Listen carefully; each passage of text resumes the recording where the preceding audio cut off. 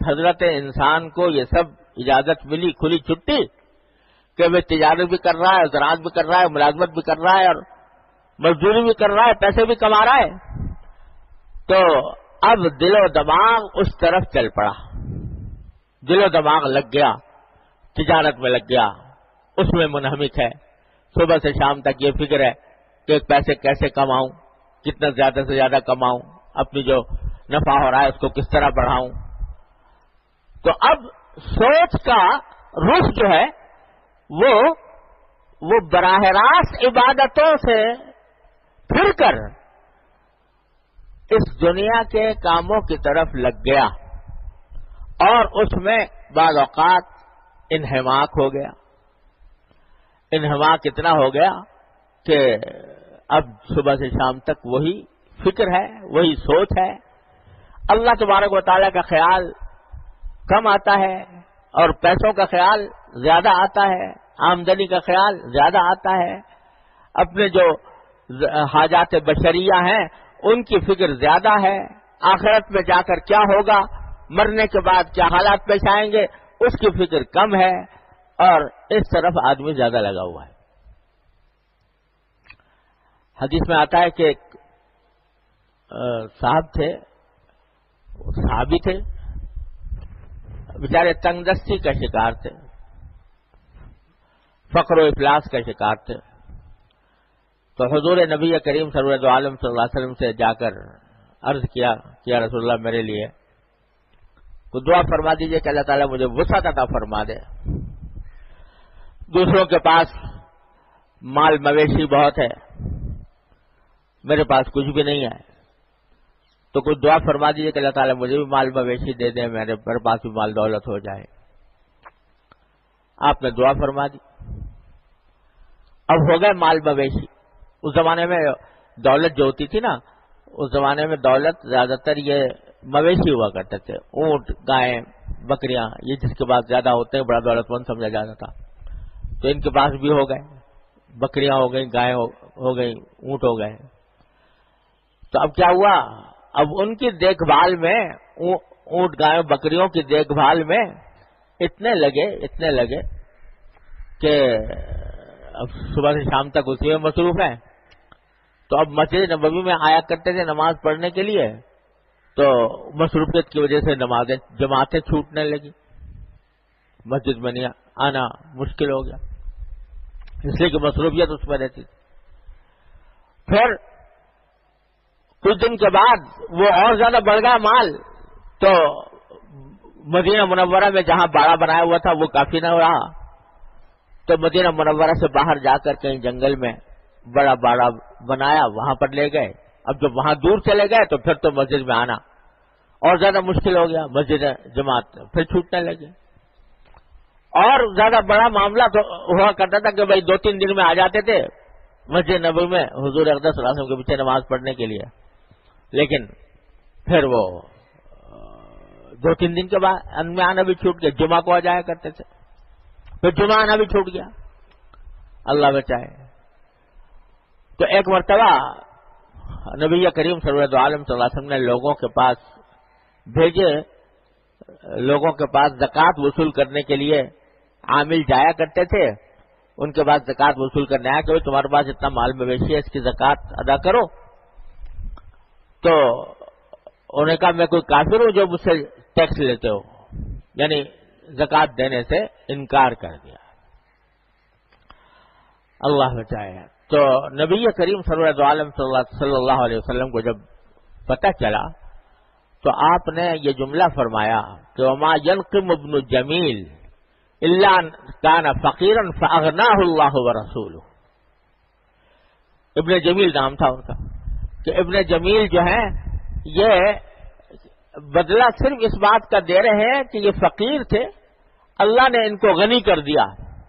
دولت عطا فرما دی، تو اب اس کا بدلہ بجائے اس کے کہ شکر ادا کرتے، اس کے بجائے انہوں نے نمازیں چھوڑ دیں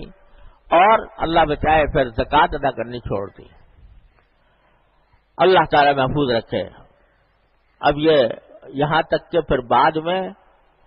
یہ ہوا، اس کا صلہ کے بعد میں یہ خود زکوٰۃ دینے جاتے بھی تھے حضرت فاروق اعظم رضی کے زمانے میں تو حضرت فاروق اعظم لینے سے انکار کرتے تھے کہ تم نے نبی کریم صلی اللہ علیہ وسلم کو زکوٰۃ نہیں دی تو میں بھی نہیں لوں گا تم سے، العیاذ باللہ العلی العظیم۔ تو بعض اوقات انتہا اتنی پہنچ جاتی ہے، انتہا پہنچ جاتی ہے اس کے انہماک میں کہ آدمی فرائض سے بھی غافل ہو جاتا ہے، اللہ بچائے، اور بعض اوقات ایمان تک سے ہاتھ دھو بیٹھتا ہے۔ اور نبی کریم صلی اللہ علیہ وسلم سے ایک واقعہ یہ بھی مروی ہے کہ بہشتی زیور میں بھی لکھا ہوا ہے کہ ایک سونا دولت آ رہی ہو، دولت مل رہی ہو، اور آدمی کے پاس دولت کے ذخیرے اکٹھے ہو رہے ہوں، تو یہ ایسی چیز ہے جو بعض اوقات انسان کو غافل بنا کر اللہ تبارک و تعالی سے دور لے جاتی ہے، اللہ بچائے بعض اوقات ایمان تک سے محروم کر دیتی ہے اگر آدمی اس میں زیادہ منہمک ہو جائے۔ تو اگر ایمان سے بھی محروم نہ کرے تو کم از کم اللہ تبارک و تعالی کے ساتھ جو تعلق ہونا چاہیے تھا، اللہ تبارک و تعالیٰ کیا جو قرب حاصل ہونا چاہیے تھا، اللہ تبارک و تعالیٰ کی اطاعت کا جو جذبہ ہونا چاہیے تھا، وہ دھیرے دھیرے کمزور پڑتا چلا جاتا ہے، کیونکہ دل و دماغ پر پیسہ ہی چکر کاٹتا رہتا ہے، اور دنیا کے وسائل، دنیا کے اسباب، دنیا کی راحتیں، دنیا کی لذتیں، اسی میں انسان منہمک ہو جاتا ہے۔ اسی لیے نبی کریم سرور دو عالم صلی اللہ علیہ وسلم یہ دعا مانگی ہے، اور یہ ہم سب کو مانگنی چاہیے۔ اللہ تعالی ہم سب کے حق میں قبول فرما لے کہ اللہم لا تجعل الدنیا اکبر ہمنا ولا مبلغ علمنا ولا غایت رغبتنا۔ قربان جائے نبی کریم صلی اللہ علیہ وسلم کے ایک ایک لفظ کے اوپر کہ اللہم لا تجعل الدنیا اکبر ہمنا، اے اللہ دنیا کو ہمارا سب سے بڑی فکر ہماری دنیا کو نہ بنائیے کہ سب سے بڑی فکر ہمیں دنیا کی ہو کہ کسی طرح دنیا زیادہ سے زیادہ مل جائے۔ لا تعالی دنیا اکبر ہمنا ولا مبلغ علمنا، اور اللہ ایسا بھی نہ ہو کہ ہمارے علم کی ساری رسائی انتہا جو ہے وہ دنیا ہی پر ہو، جو کچھ علم ہے وہ دنیا کا علم ہے اور آخرت کی کچھ فکر نہیں۔ ولا غایت رغبتنا، اور ایسا بھی نہ ہو کہ ہماری ساری رغبتوں کا مرکز، سارے شوق کا مرکز، امنگوں کا مرکز یہ دنیا ہو کر رہ جائے کہ ایسا میرا مکان ہو، ایسے میری گاڑی ہو، ایسا مجھے ایسی ایسی لذتیں حاصل ہوں، ساری رغبتیں ہماری وہ دنیا کے اندر منہمک ہو کر نہ رہ جائیں۔ سب کو دعا مانگنی چاہیے یہ، اللہم لا تجعل الدنیا اکبر ہمنا ولا مبلغ علمنا ولا غایت رغبتنا، کہ اللہ ہمیں ایسا شوق اتنا نہ ہو کہ بس ہر وقت دل و دماغ پر یہ سوار ہو۔ تو سرکار دو عالم صلی اللہ علیہ وسلم نے تو تربیت صحابہ کرام کی اس طرح فرمائی تھی۔ یہ اکا دکا مثالیں جو میں نے ابن جمیل والی تھی، باہر منافقین بھی پائے جاتے تھے مدینہ منورہ کے اندر، لیکن صحابہ کرام کی بحثت مجموعی یہ تربیت فرمائی تھی سرکار دو عالم صلی اللہ علیہ وسلم نے، وہ یہ تھی کہ دنیا ضرور ضرورت کے مطابق لی، لیکن دل دنیا میں اٹکا ہوا نہیں ہے، دل اللہ تبارک و تعالیٰ کی طرف متوجہ ہے، دل آخرت کی رغبتوں میں کھویا ہوا ہے۔ جیسے آج کل کسی کو اگر ایک دم سے انعام پتہ چل جائے کہ بھائی اس کو 1 کروڑ روپے انعام ملا ہے، وہ جیسے پھڑک اٹھتا ہے کہ جیسے اس کو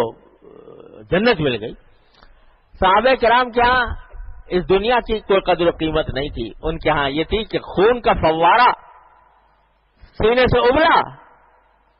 اور شہادت سامنے آئی تو بے ساختہ کلمہ جو زبان پر جاری ہوا ہے کہ لقد فزت ورب الکعبہ،